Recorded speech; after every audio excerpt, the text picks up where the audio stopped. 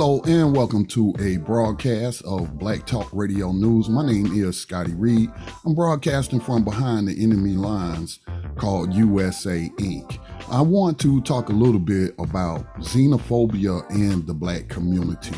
Now, last night I subscribed to various Black media podcasts, video channels, and what have you.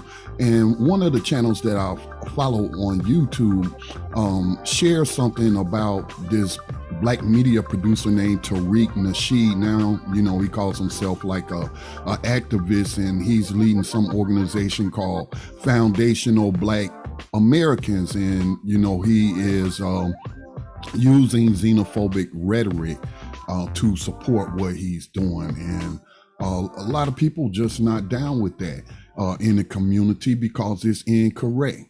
But anyway, so I watched that video. Let me just pull it up for those that are watching the video version of this podcast. Let me just pull up this screen for you. On BTRcommunity.com, which is the official social media network for blacktalkradionetwork.com. But as you can see the video there, Tariq Nasheed lies on Aretha Franklin's family to promote xenophobia against Cynthia Erivo. And then he, tags it FBA, which stands for Foundational Black Americans, and ADOS, which means American Descendants of Slaves. And that movement, and some people I will even call friends, have subscribed to that movement. But I cannot because of the xenophobia that is involved in that.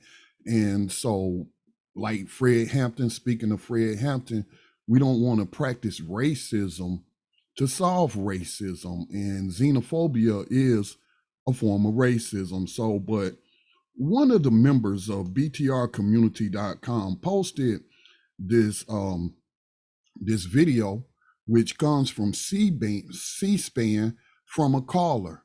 And it's a pretty interesting call.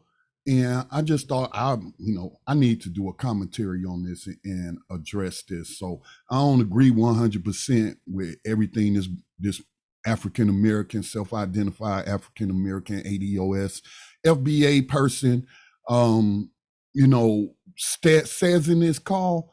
But I took some notes, and I will just break down his call and some of the things he was saying.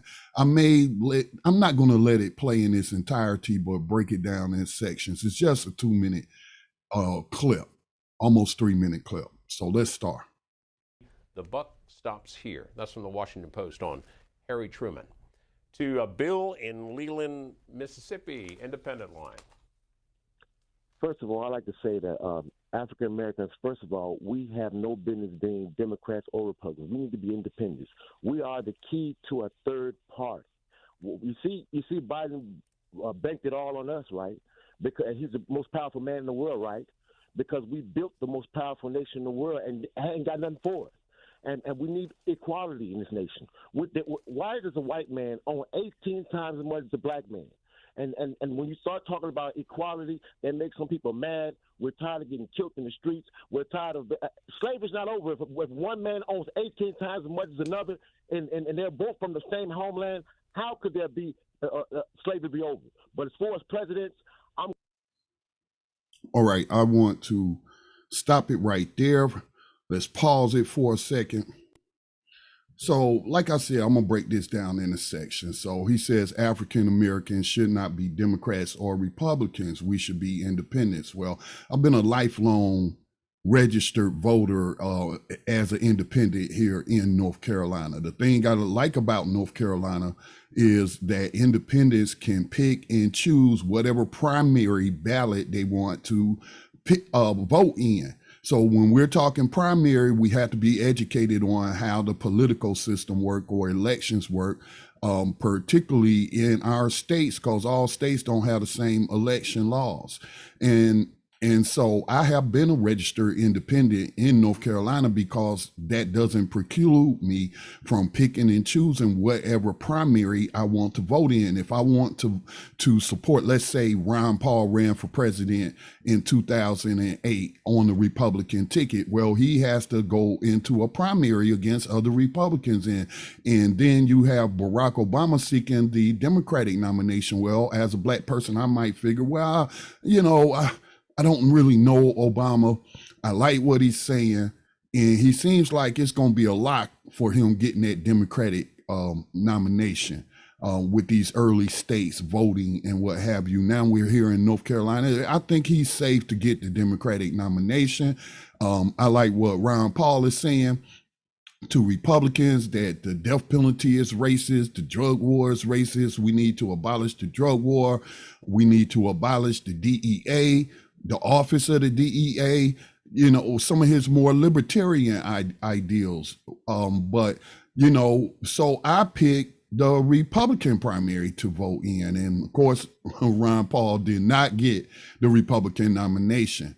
So it's a matter of strategy, I should say, voting strategy. For example, here in the county, Gaston County, North Carolina, we've been talking about, since the Republicans pretty much got a lock on every elected office, not all of them, but I would say 80% of the elected offices. Let's throw them a curveball.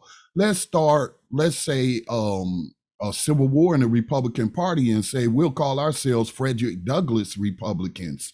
And we're going to take it back to the roots of the Republican Party and being anti-slavery, and pushing progressive ideals, which the Republican Party was certainly that prior to 1865, and then they kind of abandoned African Americans during Reconstruction and just allowed white terrorism and Jim Crow to be ushered in.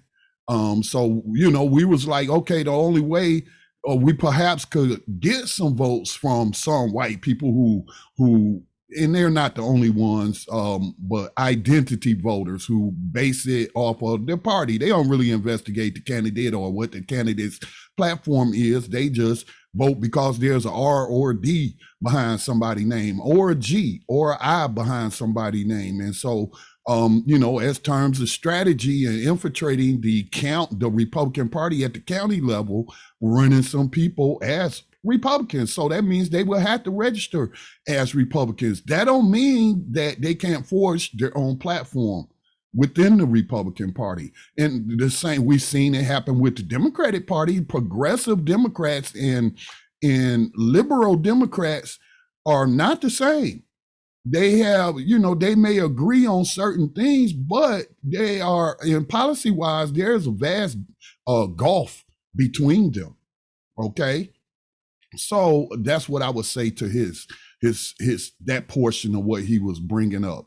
Ties to slavery, he ties slavery to personal finance, but does not tie legal slavery to the 13th Amendment and how that is practiced through the so-called criminal justice system, through the courts. And that, that's why we have private prisons. That's why private prison stock is traded on Wall Street. Wall Street has never at any time in its history not trafficked in slaves, whether we're talking pre-1865 slaves or we're talking new slaves, 13th Amendment slaves. And I don't mean to use that term to dehumanize anyone, but just to hammer the message home that we're talking slavery. Slavery still exists in the United States, and he's just tying it to personal finance and how much a personal possession a white person like Jeff Bezos, or let's say the Walton family, has over, let's say, other African Americans. Well, you got Black African American billionaires and what have you. So it just makes no sense to tie it to slavery. And we need to look at the system that's producing this wealth disparity, whether we're talking white wealth versus Black wealth, or whether we're talking class wealth. Okay. Billionaires shouldn't exist. I agree with Bernie Sanders, whether we're talking about white billionaires or Black billionaires, they shouldn't exist. Now, I think I left it there. He starts talking about presidents, but he's going to get into the abortion issue. So let this continue. We go ahead and pull that back up. We'll hear some of the rest of his call. I'm going to say anybody, all the Democrats that are down with killing black babies and bringing in millions of immigrants to replace them in our neighborhoods. They don't go to white neighborhoods. They invade our schools. They knock us further down the list to get in school, to get housing. They take our businesses. Nothing against the world, but you just don't tell the world to come here and bring your huddled masses, bring your poor, your downtrodden, and you've been having your foot on my neck for 400 years. And you're going to offer them all these opportunities. Come on, America. And we're the most loyal people. We're the first men. Okay, I'm going to stop it right there. Again, I'm breaking this down in sections. So he says Democrats are down with killing black babies, and I've heard this a lot. You have what I would call conservative organizations within the black community who abortion is their number one priority, and they will vote for Republicans regardless of the fact, because they don't acknowledge the fact that Republican policies kill black babies after exiting the womb, sometimes with conservative Democrat support. So this stuff about Democrats are killing black babies simply because, they want to uphold Roe v. Wade, I'm not going to say that. I don't agree with abortion personally, but that's because of my religious beliefs. And I don't want to live in a nation and the Constitution says we shall not, as a government, respect, or as a nation, be a respecter of religions and religious doctrine. In other words, I don't want to live in a theocracy. Everybody don't subscribe to the same religious beliefs or spiritual beliefs. And we want to, I think a secular government makes perfect sense. And so, but, the Republicans have been good as using this as a bait and switch topic. This is how they got the evangelicals aboard and what have you, is always using the abortion issue, even though the Affordable Care Act reduces abortion. It reduced abortion to historic lows in the United States by expanding health care leads to less abortions. And while you spinning your wheels and wasting all this time trying to pass all this anti-abortion legislation where you want to dictate to people what they can and cannot do with their bodies, and instead allowing God to be their judge, you want to just, you want us to have a religious-based government. I mean, especially those Christians who talk about Sharia being implemented, the Muslim law or Islamic law being implemented. How is that any different? It's not any different. So if I can look at the data and see that an increase in poor people, working class people getting access to healthcare has reduced the need for the procedure of abortions, then why would I not want to continue to expand healthcare? Medicare for all, like the progressives are putting forth. See, again, here we fall into these traps just because of a party has this label. We don't recognize the different wings of the party. Okay. And we need to do that. We cannot just simply have a simplistic view. So, again, Medicare for all would potentially eliminate the procedure altogether. And then, no one can use it as a hot button issue.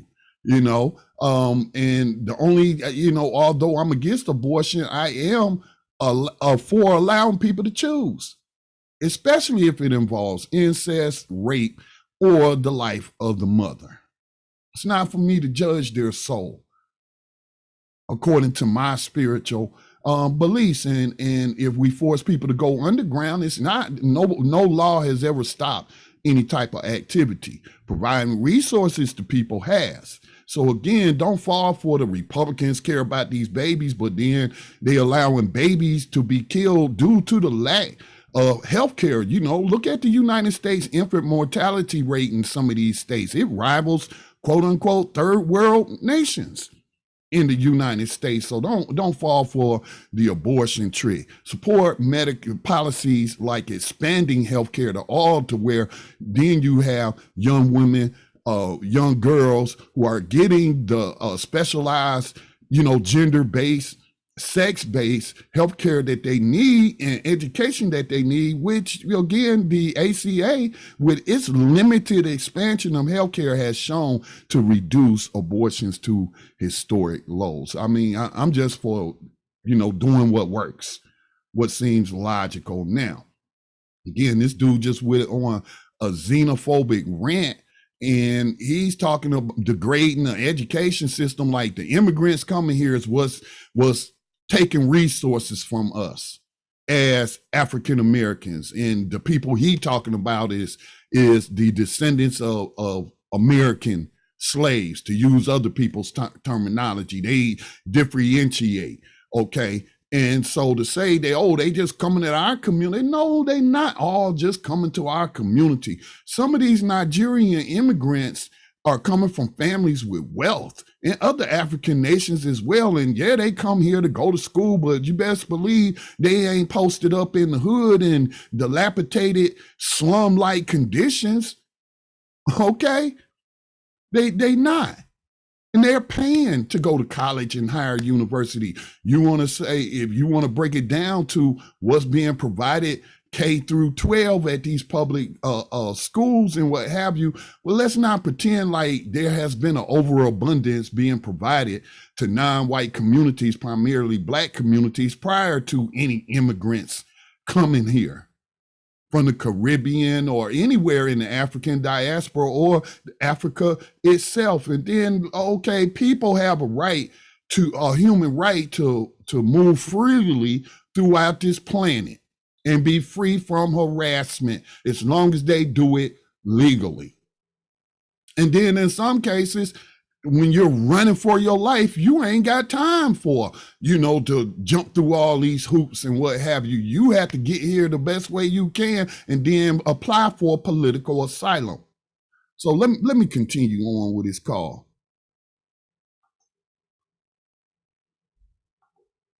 But very, very xenophobic, and I say a lot of that xenophobia is due to lack of information or education on these issues, or a simplistic way of viewing it.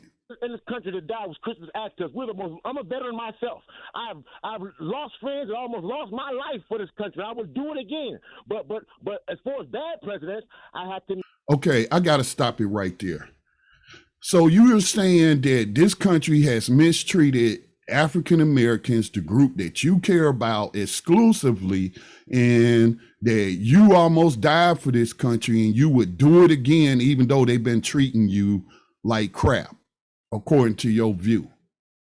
Okay, I served in the military too, but I had the sense to know, to understand that once I educated myself through people like Malcolm X and other people presenting a view to me that wasn't being presented to me through the U.S. education system, that I had to get out the United States military and that I was a imperialist pawn being used by all of these people you were complaining about that got 18 times the wealth. I hate to break it to you, brother, but it's a bigger gulf than that. When we're talking about these multi-billionaires and there's a race for the first trillionaire, it's just disgusting. But you're not looking at how the United States military and the people who are in the military are being used as imperialist pawns to go and exploit the home nations of these very immigrants that you're complaining about, causing a lot of violence, supporting repressive regimes, selling them weapons and arms and what have you. And so we don't want to take a responsibility for the seeds of this instability that the United States and its corporate partners are sowing in these other countries. Come on, bro. You were an imperialist stormtrooper, so was I, so is everybody. Mention Ronald Reagan. I mean, around country, bringing drugs into my community. How could you not mention him? And as far as good presidents, I would have to say Roosevelt. I would have to say Barack Obama doing it without any help. And believe it or not, I would have to. I got to stop it right there, because y'all know who he about to say, right? Y'all know who name he's about to say. And that's just terrible. That's just sad. So he mentions FDR. Well, the reason that we have such great wealth and equality in the United States, especially as it pertains to African Americans, but it also applied to black immigrants from anywhere in the world who came here. I mean, all these white people was coming here in floods. So who are we to say, you know, to single out black people from immigrating here to, you know, come on now, people have human rights, I think, to travel freely wherever they want to go. And I'm not going to allow these people to pit me against them. Okay. But anyway, he talks about Reagan as a bad president for bringing drugs into the black community. And I would say, you know, it doesn't end there, but okay. He says FDR was a good president, but FDR's New Deal policies, were a good example of institutional racism, where black people, African Americans, were prohibited from participating in those New Deal policies, Social Security, even VA, our veterans prohibited from getting these VA loans, and just all kind of programs where these white people, Dr. King talked about, all these programs of people y'all calling freebies and handouts going to these white immigrants coming over here. But, you know, FDR, yeah, those were progressive policies, but let's not forget that they were also racist policies, and that they prevented African Americans from enjoying, you know, the benefits of those policies, and African Americans not only serving in the military, but paying taxes.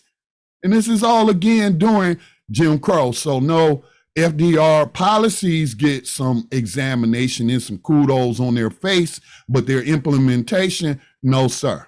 He was not a good president if you're going to talk about that.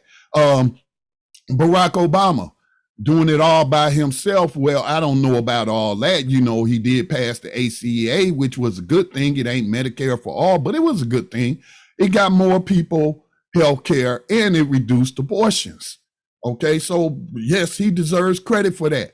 He also did have a Senate, a racist Senate, who just said, we're going to make sure he a one-term president and block everything he tried to do. But he got some bipartisan stuff through, like imperialist, racist policies, Libya, the overthrow of the Libyan government, number one, reintroducing slavery in a chattel form into the continent of Africa by supporting jihadists to overthrow one of the most progressive and socialist governments in Africa, which was just really, you know, an example to behold.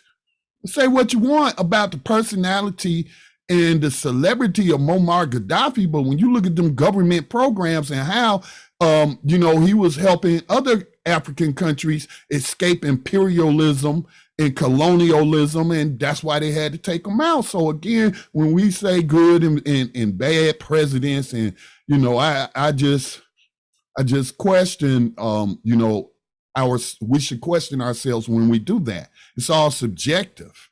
It's all very, very subjective. Now he's about to say something that I find to be very, very absurd. So let's listen to this last part of his call into C-SPAN.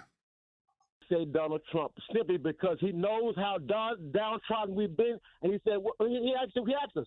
He said, what he knows they haven't done anything for us. He needed a party, and he asked us, black people, and what about his platinum plan? That was $500 billion for us. That's the closest we don't get to reparations. What is Biden offered? He hasn't offered a thing because he's part of the whole thing. Depending on black people to spend our $2 trillion to pop up this American economy, and we don't save none of it because who are we going to spend it with? Thanks for your comments, Bill.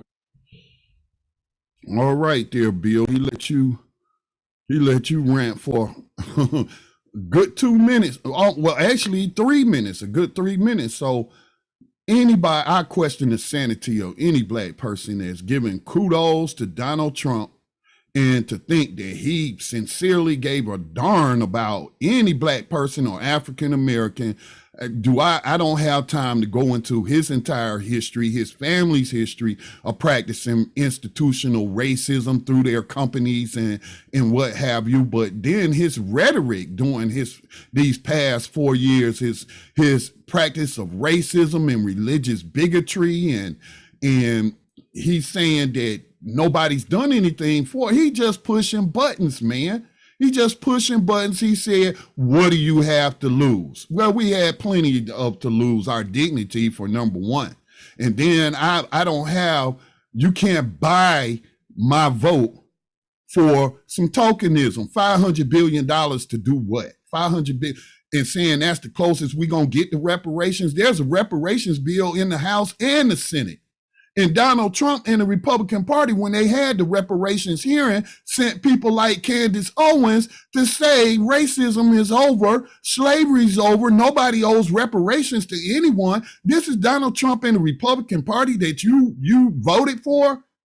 You want to question and call him a good president because he, had a couple of tokens on the stump for him? So this is crazy. And so I'm not here to carry the water of the Democratic Party or Joe Biden, but Joe Biden has done something via the, the executive order route that I wholeheartedly agree with. Has he done enough? I mean, the dude ain't even been in office 60 days yet, I don't think. But come on, it's on us to push against his administration as we would the administration before him or any administration to come. That's how politics work.